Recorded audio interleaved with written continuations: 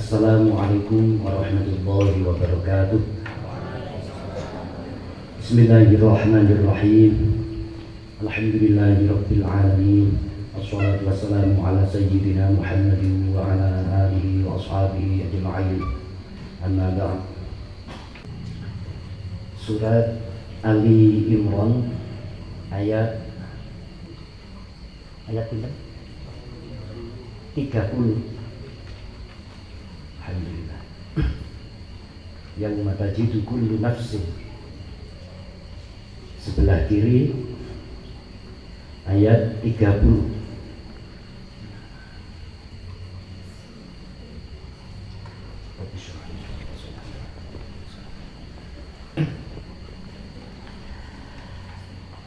A'udzu billahi minasy syaithanir rajim. Bismillahirrahmanirrahim. Alhamdulillahi rabbil alamin arrahmanir rahim maliki yaumiddin.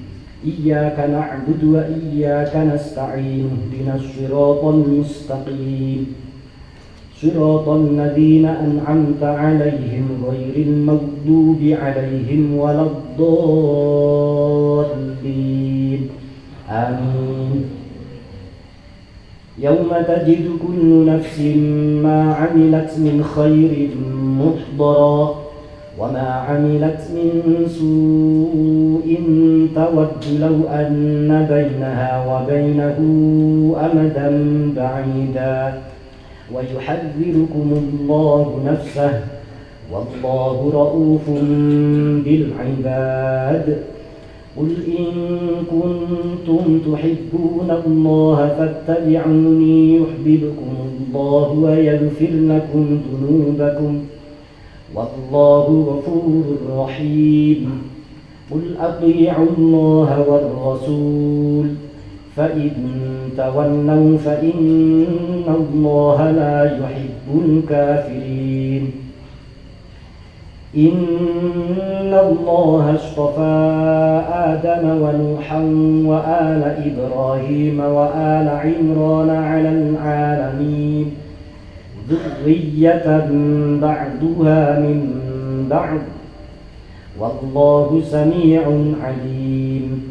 إذ قالت امرأة عمران رب إني نذرت لك ما في بطني محررا فتقبل مني إنك أنت السميع العليم.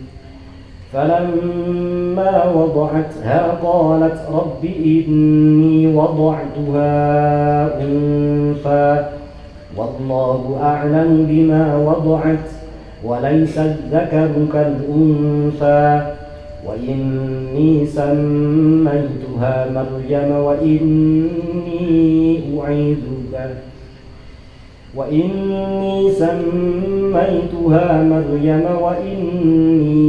أعيذها بك وذريتها من الشيطان الرجيم. فتقبلها ربها بقبول حسن وأنبتها نباتا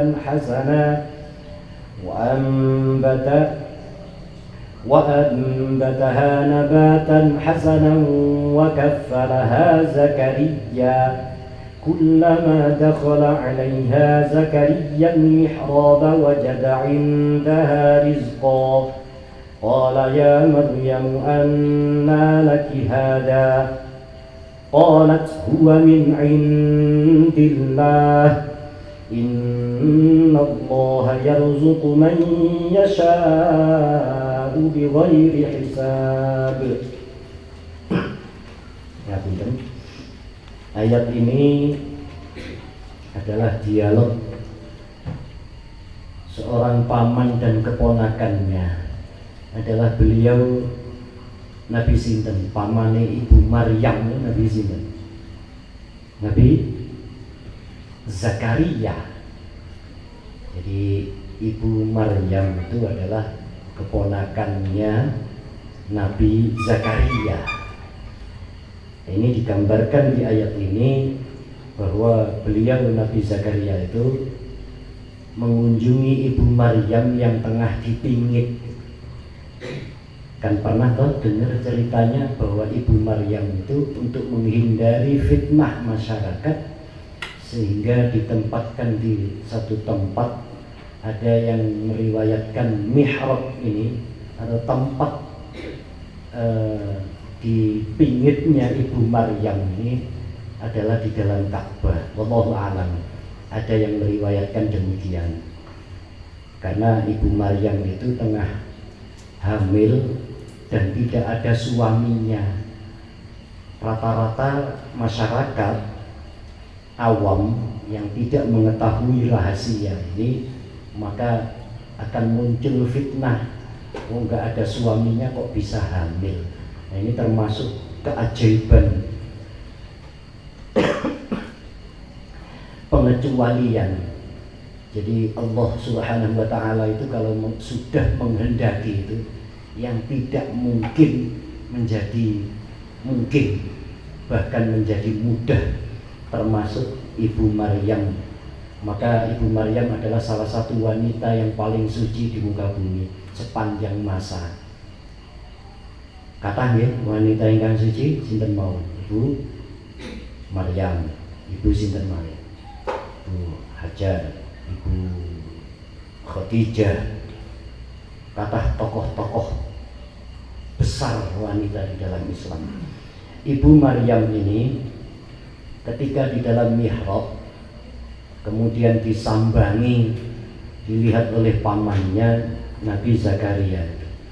Kaget Nabi Zakaria itu karena ketika melihat tempatnya Ibu Maryam, di mihrabnya Ibu Maryam itu menyaksikan buah-buahan yang luar biasa bagusnya. Di Mekah nggak ada musim buah misalnya, nggak ada musim durian, tapi di hadapan Ibu Maryam ada durian yang istimewa. Nggak ada musim apel, tapi terdapat apel yang bagusnya, Masya Allah. Semua tersedia, sehingga muncullah pertanyaan dari Nabi Zakaria. Kullama dakhala 'alaiha Zakaria al-mihrab wajada 'indaha rizqa qala ya Maryamu anna laki hadza. Jadi wahai Maryam, dari mana ini engkau peroleh? Maksudnya buah-buahan sedemikian rupa, bagus-bagusnya, istimewa, nggak ada cacat sama sekali, bahkan yang bukan musimnya. Kemudian jawaban Ibu Maryam, qalat. Ibu Maryam menjawab, makanya kalau qala itu kan apa? Laki-laki gitu. Kalau di bahasa Arab qalat berarti yang mengatakan adalah seorang perempuan. Maka ini jawaban dari Ibu Maryam, qalat, pakainya tak, qalat huwa min indillah. Jadi semua ini min indillah. Ini penggalan ayat ini, min indillah itu boleh kita pakai, Pak. Itu bagus. Jadi misalnya tadi saya juga di awal menyampaikan penggalan kalimat tersebut. Alhamdulillah tahadduts bin ni'mah, semua ini adalah min indillah. Jadi dari sisi Allah, atau biiznillah boleh, dengan seizin Allah.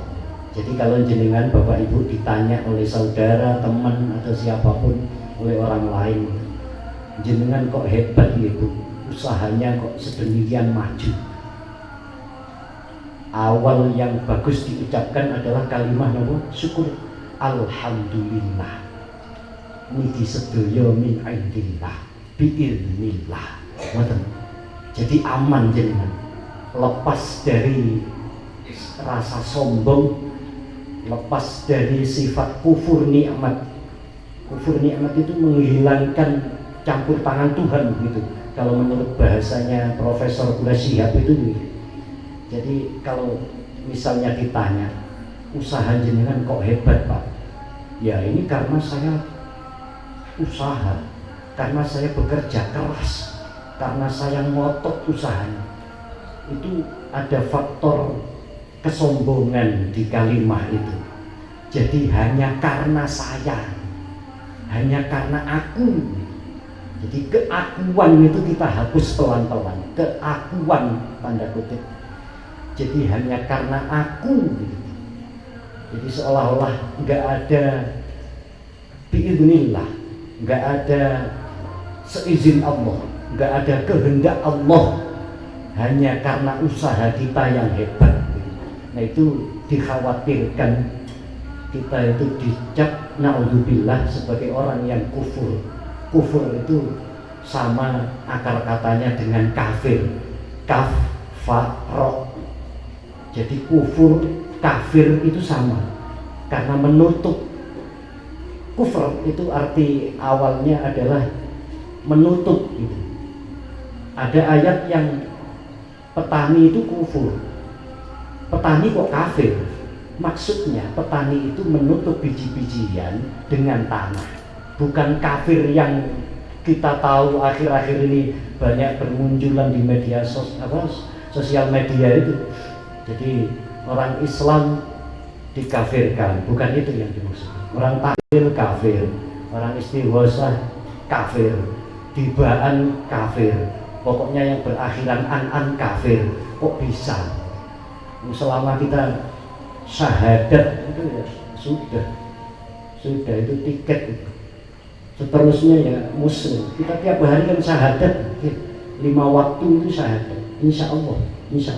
Tapi kufur yang dimaksud itu adalah menutup apa itu namanya? Jadi seolah-olah hanya kita, hanya aku, nggak ada Allah yang membantu. Bukan Allah yang memudahkan. Nah itu namanya kufur, menghilangkan campur tangan Tuhan.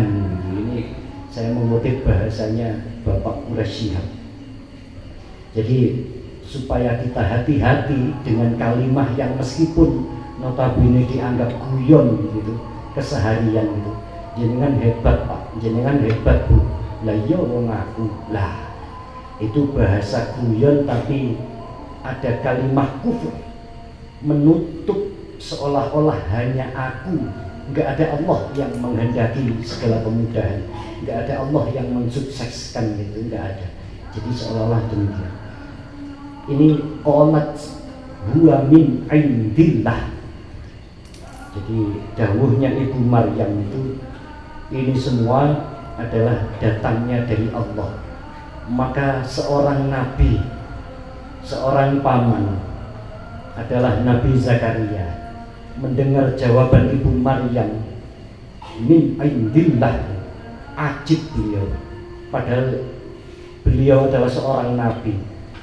Secara derajat, secara sanad, secara apapun itu Ibu Maryam masih kalah segala-galanya dari Nabi Zakaria. Ibu Maryam bukan nabi, pernah ponaan malih.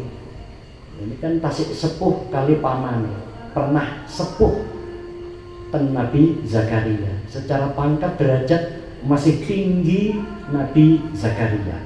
Tapi mari kita saksikan ayat berikutnya. Seorang nabi, seorang paman, karena menyaksikan keponakannya itu luar biasa, maka Nabi Zakaria meyakini kalau ada orang yang hebat, di situ ada orang yang hebat.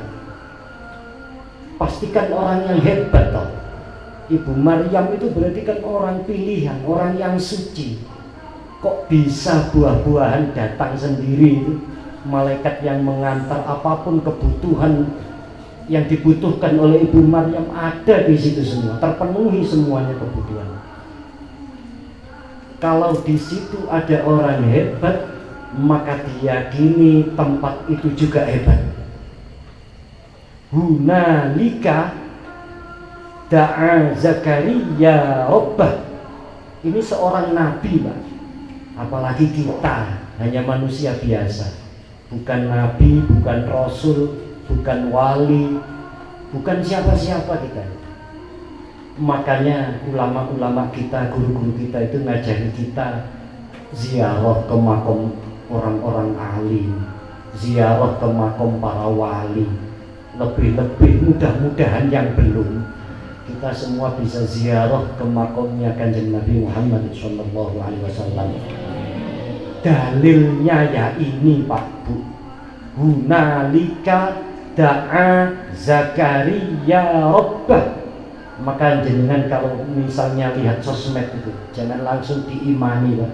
Akhir-akhir ini meresahkan betul itu, apalagi para Wahabi itu, Salafi itu, takfiri itu maksudnya golongan orang-orang yang mudah mengkafirkan sesama, mudah bilang di luar saya semuanya sesat, semuanya bid'ah, yang betul hanya kembali kepada Al-Quran dan hadis. Ya memang betul, tapi apakah akal kita nyampe kalau langsung memahami Al-Quran itu tanpa ada guru yang mendampingi, tanpa ada ulama yang ahli Al-Quran itu? Jadi kaum Wahabi, takfiri itu, yang mudah mengkafirkan orang lain itu, ya ini terpatahkan termasuk dengan ayat ini. Orang mati ya sudah putus, gak boleh kita minta sama orang mati. Ya memang betul, kita hadir di makamnya para wali, lebih-lebih Wali Songo itu. Ya Wali Songo kok dikritik, katanya salah semua itu Wali Songo. Alim mana Pak? Orang Wahabi yang baru lahir kemarin dengan para Wali Songo itu, ya jelas gak ada apa-apanya. Jelas gak ada apa-apanya. Menurut kesepakatan mayoritas ulama, kalau ada yang mendebat bukan kelasnya, maka itu bukan termasuk dianggap sebuah perdebatan. Jadi nggak penting. Jadi ulama Wahabi misalnya baru hari kemarin gitu, Al-Quran baru hafal 3 ayat, hadis baru hafal 2, itu pun bukan dengan sanad matannya, nahwu sorof nggak bisa, apapun ilmu kitab kuning nggak ada yang bisa gitu. Al-Quran hanya sepenggal-sepenggal, sudah menganggap ziarah kubur bid'ah, napa malih mauludan bid'ah, ngoten nggih, sing lagi rame sekarang ini loh, lagi viral nih. Ya ini dalilnya, hunalika da'a Zakaria Rabbah.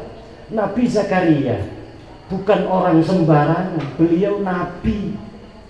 Nabi sudah nggak ada lagi, pendaftaran menjadi seorang nabi itu sudah ditutup hampir 1500 tahun silam. Sejak Kanjeng Nabi diangkat sebagai seorang nabi itu Khatamul Anbiya, penutup para nabi, sudah nggak ada nabi lagi. Berarti derajat pangkat sekelas nabi sudah nggak ada lagi. Berarti yang lain di bawahnya semua. Nabi itu tertinggi, apalagi Rasul. Sudah Nabi, Rasul, ya tertinggi sudah, nggak ada derajat pangkat lebih tinggi dari itu, nggak ada. Manusia itu nggak ada. Yang ada hanya di bawahnya. Seterusnya tabi'in, terus para wali, terus ulama. Akhirnya ulama, al-ulama warathatul anbiya. Maka kita sekarang ini wajibnya adalah mengikuti para ulama yang jelas, ulama yang sudah sepuh, ulama yang mayoritas, yang terbanyak, bukan yang viral, bukan, tapi yang mayoritas. Ya, Nabi Zakaria di tempat itu juga Nabi Zakaria berdoa memohon kepada Allah karena meyakini di tempat itu ada orang yang hebat. Siapa? Keponakannya, Ibu Maryam. Ibu Maryam tanpa minta apapun, Allah Subhanahu wa ta'ala sudah memenuhi semua kebutuhannya, sudah memenuhi apapun, bahkan yang belum diinginkan, tidak dibayangkan oleh Ibu Maryam, semuanya ada di tempat itu. Maka yakin seorang nabi di tempat itu karena ada orang yang hebat, maka tempat itu juga hebat. Maka Nabi Zakaria berdoa memohon kepada Allah. Hasilnya apa dari doanya itu? Ini bukti. Setelah Nabi doa memohon kepada Allah, dan ini perlu digarisbawahi, kita menghadiri makom para wali, makom wali-wali itu, semisal di Pasuruan ada Mbah Hamid, ada Mbah Sumendi, ada Mbah Segoropuro, Mbah Sayyid Arif itu di Segoropuro itu misalnya. Memang betul kita nggak minta sama almarhum, tapi hunalika kita tahu, kita yakin bahwa di tempat itu ada orang yang soleh, yang solehnya, yang kealimannya, yang derajatnya kita yakin jauh di atas kita, maka kita hunalika da'a Farid Robbah, ya begitu. Kalau saya misalnya yang hadir bukan Zakaria Robbah, ini contoh ayatnya, ini dalilnya jelas. Seorang nabi loh Pak, butuh wasilah tempat, itu namanya wasilah, penghubung. Nah, kalau para Wahabi itu nggak butuh wasilah ya silakan, karena sudah merasa sakti sendiri ya silakan, nggak apa-apa. Tapi kita kan bukan golongan mereka. Kita ini merasa al-fakir, nggak bisa apa-apa, merasa rendah di hadapan Allah, merasa nggak punya kemampuan apa-apa, sehingga butuh sarana, butuh wasilah. Maka disebut wasilah itu tawasul.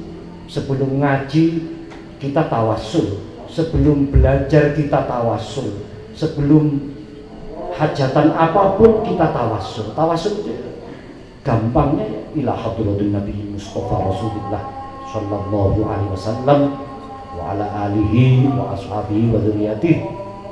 Al-Fatihah itu kan tawasul kepada Kanjeng Nabi, kepada keluarganya Nabi, kepada sahabat-sahabatnya Nabi. Al-Fatihah. Mboten saged Arabe nggih Jawa mawon. Tawasul niku. Nggih. Khususon sinten Wali Songo misal. Al-Fatihah. Mboten mawon. Niku tawasul. Insyaallah doa kita lebih mudah diijabah karena sambungnya itu. Nah, kita kan merasa al-fakir tadi kan. Banyak hijab di antara kita kepada Allah itu banyak penghalang. Hijab-hijab itu banyak sekali. Ya belum lagi dosa-dosa kita, belum lagi maksiat kita kepada Allah, belum lagi ibadah kita yang masih musiman, yang masih apa ya, jauh di atas ulama-ulama terdahulu. Makanya kita bertawasul kepada para wali, lebih-lebih tawasul kepada Kanjeng Nabi. Ini seorang nabi butuh wasilah, butuh tempat yang istimewa. Tempatnya siapa? Ibu Maryam. Ibu Maryam seorang wanita. Ibu Maryam keponakannya Nabi Zakaria, tapi seorang nabi laki-laki, meyakini kalau di situ ada orang yang hebat, maka di tempat itu juga adalah tempat yang dipilih oleh Allah Subhanahu wa taala. Maka Nabi Zakaria setelah sekian lama tidak punya keturunan, barokahnya tempat itu, tempatnya Ibu Maryam itu, akhirnya Nabi Zakaria diberikan keturunan yang soleh, semuanya nabi. Dilalah Nabi Yahya adalah putra Nabi Zakaria. Itu Nabi Yahya itu yang mirip dengan tokoh yang diidolakan Nabi Zakaria. Sinten? Ibu Maryam. Cuman kan Nabi Yahya cowok nggih, nabi. Mboten enten ingkang estri jalan. Tapi mirip kesuciannya, karakternya mirip sekali dengan tokoh yang diidolakan. Maka ya kita bukan hanya bertawasul, tapi kita munculkan apa itu, mahabbah, rasa cinta gitu kepada para ulama itu, dengan harapan anak cucu kita itu ya meniru dengan apa atau siapa yang kita cintai. Allahu a'lam. Insyaallah Pak Bu, mudah-mudahan setelah hari raya kita bisa nyambung lagi kegiatan rutin ini.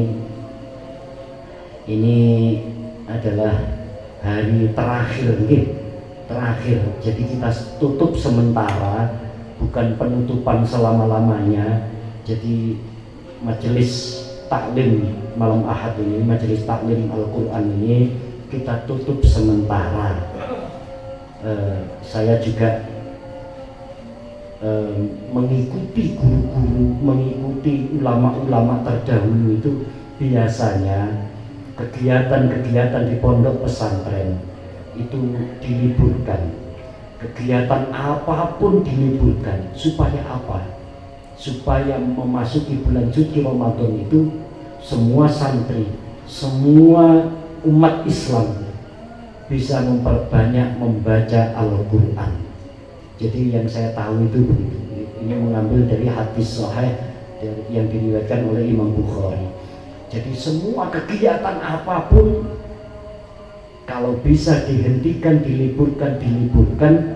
Supaya apa? Supaya bisa menikmati bulan suci Ramadan, mengisi bulan suci Ramadan dengan memperbanyak membaca Al-Quran.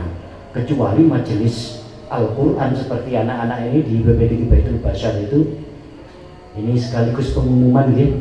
Biasanya kalau hari-hari biasa di luar bulan suci Ramadan, anak-anak kita itu setornya hanya sekali dalam sehari semalam.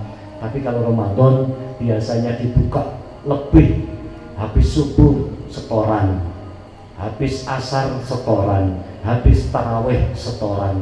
Jadi anak-anak bisa setoran 3 kali. Dan alhamdulillah, mudah-mudahan kesempatan yang bagus itu, lebih-lebih bulan suci Ramadan ya, dimana bulan dilipat gandakan semua amal ibadah, semua amal kebaikan, lebih-lebih membaca Al-Quran, lebih-lebih menghafal Al-Quran, bisa 1000 kali lipat itu pahalanya per huruf. Sekian dari saya. Akhirul kalam. Wassalamualaikum warahmatullahi wabarakatuh.